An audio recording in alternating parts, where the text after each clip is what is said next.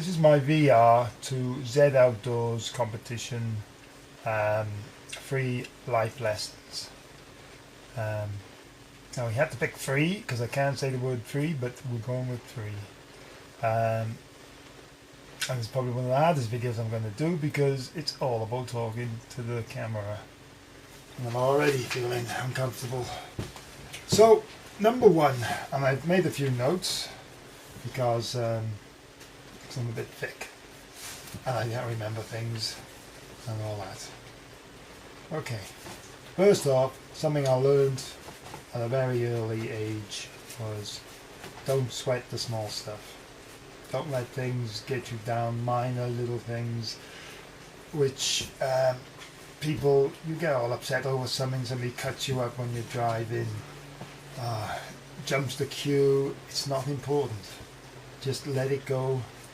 Just say, well, that's their life, that's what they want to do. Don't let these things bother you. It's very hard sometimes to do, but you'll be a better person in the end if you can just not let these things bother you. Just let it go, just go over your head and just carry on and be happy with your life. If you cannot sweat the small stuff, then you've got more time to worry about the big stuff, I suppose. This is going to be one of those pauses when I can't think what else I can say. Yep, that's about it. Don't sweat the small stuff. So don't sweat the small stuff. Live for the day. If you enjoy doing something, don't put things off. Say, oh, I'm going to do it when I retire, or I'll do it in a few weeks' time. If it's something you enjoy and you have the opportunity to do it now.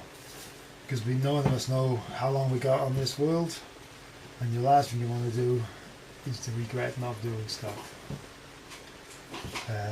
So do it today. No, live for the day. Live for the day, but prepare for tomorrow. Or you're probably better to reverse that. Prepare for tomorrow, but live for today. Make the most of each day as you can. Number two.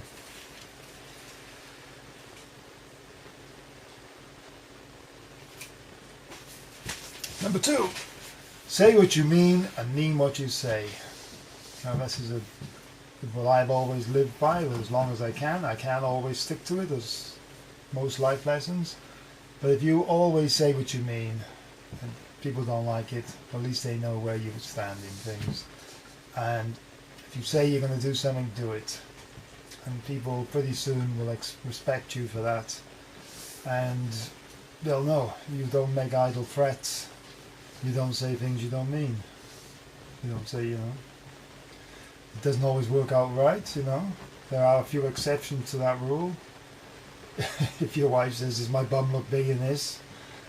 I don't think you should say necessarily what you're thinking and that sort of thing.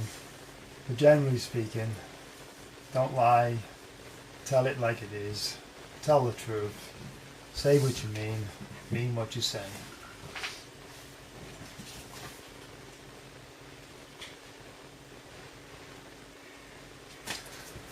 And this last one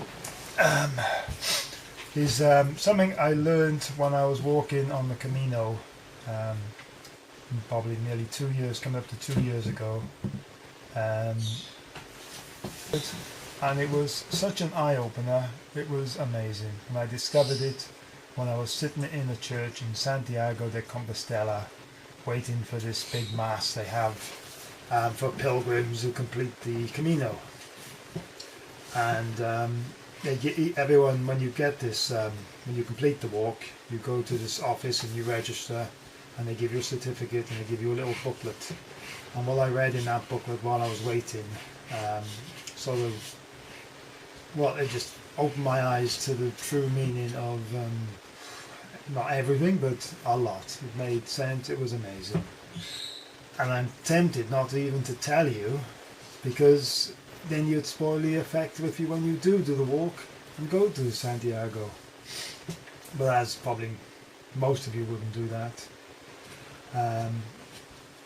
I should tell you. Yeah, why not?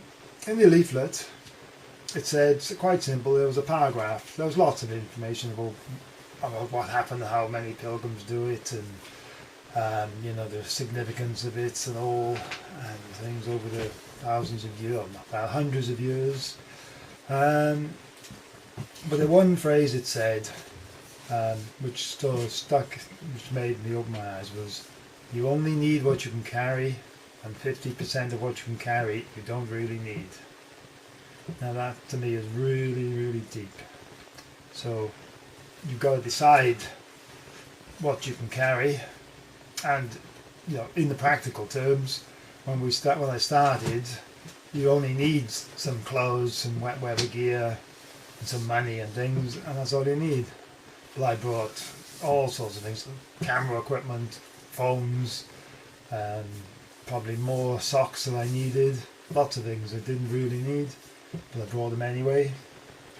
But I don't think that's what it actually means. It means that you have to choose in life what's important to you, and you carry those things with you.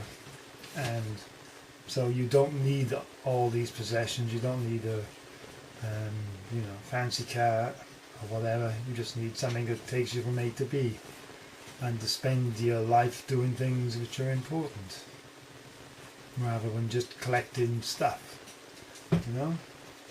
Because when you're on your deathbed, you won't be thinking back, oh, remember that time when I bought that lovely three-piece suite or that lovely car? You'll be thinking, oh, I remember that time I went on that lovely holiday, or we walked to that beautiful, saw that beautiful waterfall, and things like that. It's memories you'll want, not possessions. So that doesn't really explain what I think about this. You only need what you can carry. It's about having priorities in life, I guess.